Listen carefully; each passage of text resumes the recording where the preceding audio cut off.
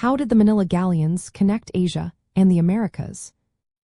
Imagine a giant bridge made of ships stretching across the vast Pacific Ocean, linking two worlds that seem worlds apart. That's what the Manila Galleons did during the colonial era.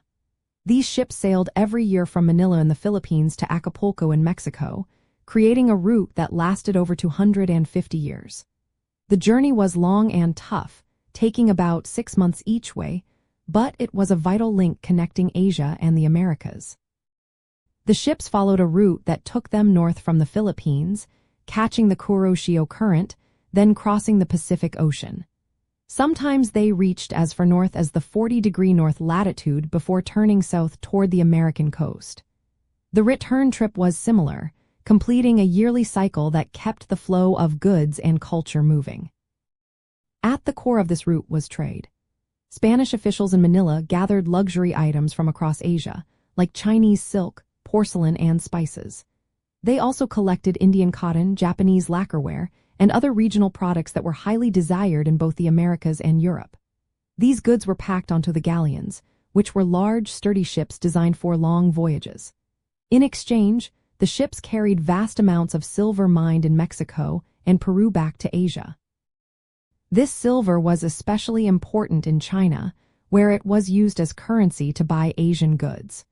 The trade was so profitable that it greatly influenced the economies of both regions, turning Manila into a major trading hub. The journey was dangerous, with storms, disease, and pirates threatening the ships. Still, the promise of wealth kept the trade going strong. From a Latin American view, these ships weren't just about trade, they were channels for cultural exchange. Asian products introduced new tastes, styles, and even technologies to Mexico. Mexican silver flowed into Asia, fueling more trade and cultural mixing. For example, Mexican cuisine began to include Asian ingredients, and local artisans adopted Asian craft techniques. This exchange went beyond goods. It included ideas, people, and traditions that blended over time. The Manila Galleons also shaped colonial society and the economy. Ports like Acapulco and Veracruz became bustling centers for distributing Asian goods throughout the Americas. Goods from Asia traveled overland from Acapulco to Mexico City and then to Veracruz, where they were loaded onto ships heading to Spain.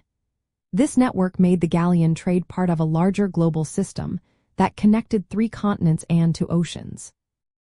Spanish authorities tightly controlled the trade, limiting the number of ships allowed each year after 1593.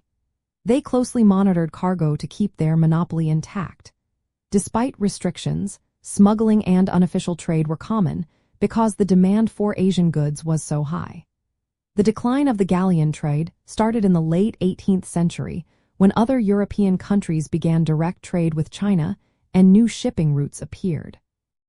By the year 1815, the era of the Manila Galleons was over. Still, their impact lasted, leaving a legacy of cultural ties and economic links between Asia and the Americas. These ships show how colonial trade routes could shape societies for beyond their original purpose. They brought together different cultures, boosted colonial economies, and influenced food, art, and daily life in Latin America. The Manila Galleons are remembered as more than just ships. They symbolize the long history of connection and exchange that helped shape the world during the colonial era.